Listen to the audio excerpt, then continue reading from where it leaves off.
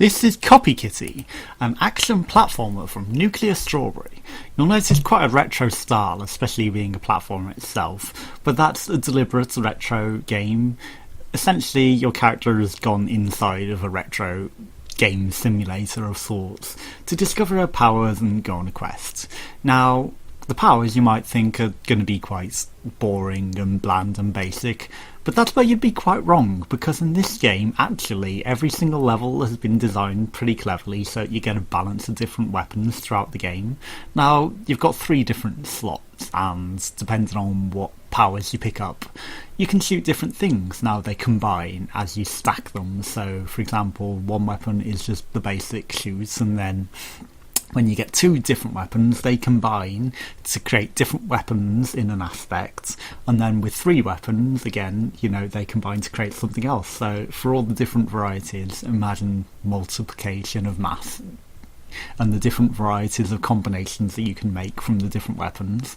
And you'll notice that they're all very, very different. So they're not just, for example, like in other games, which I'm actually not going to name because, I don't want to put them down. Some of the combinations of the weapons, it's just like split and, heat seek, and they just add a basic bland effect and it doesn't necessarily make them very different. Whereas this has been designed to give you some very, very different styles with all the weapons, as you can see, because I'm going to be showing you a few of them in the video. And if you keep an eye out, you'll see a lot of different variety in the weapons. And then there are 2 different characters as well. For example, there's the Copy Kitty Boki, and then there's the other guy who I think is the sort of bad guy, pseudo bad guy, but it also depends on how you take the plot from the entire game as to whether he's the engineer of something a little darker and a little more shady, or just, someone who's assisting her. There are both sides to that sort of storyline, and there is a pretty good storyline behind it. There are 12 worlds and a secret hidden world, as well as an endless mode, which isn't actually endless, but has 100 levels of sorts where you don't actually regen health, and it's quite a difficult non-stop roller coaster to actually get through that to complete.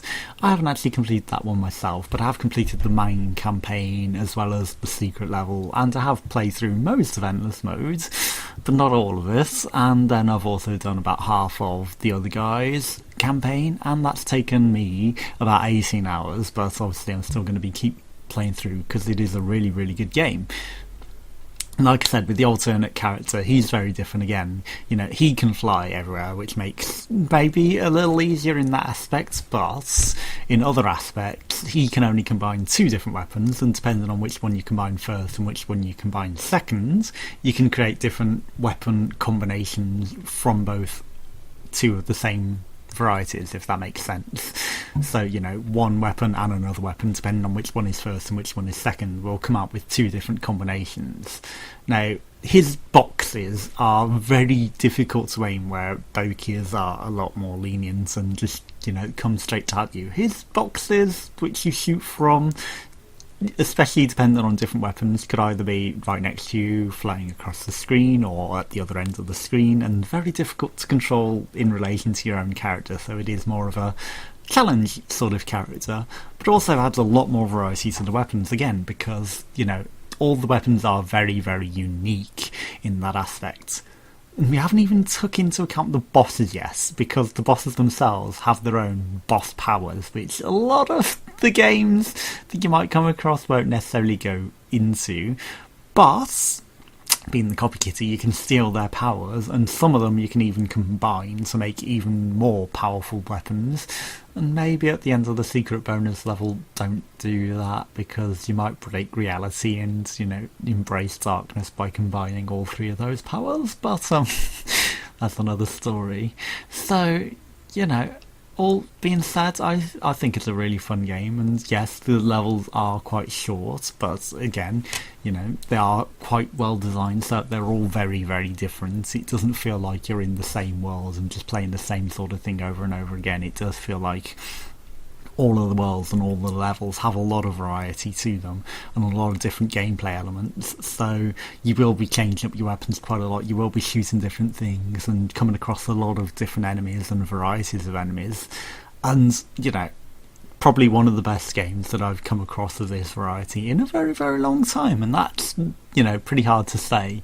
So yeah, I would definitely recommend it. And it's a £12 price tag as well. You're going to get a lot of value out of this game, and I'm still playing. I'm still trying to get all of it. I want to complete everything. I want to complete the endless modes. I want to complete the other guy's storyline. Maybe see if there's an unlock for maybe a hidden third character that seems to be some sort of rainbow character that seems to be talking now to the other guy. But again, I think maybe there's an overarching plotline, but this might be something that they'd consider putting through into a sequel to Copy Kitty 2. Now, once I completed the game, it said that they spent 7 years of development on this game, and it pretty much shows because of how well polished the game is and how well designed it is. And they have brought in guest developers for all the different bosses, so they've got a big variety in both the boss mechanics and weapons, so how they all react.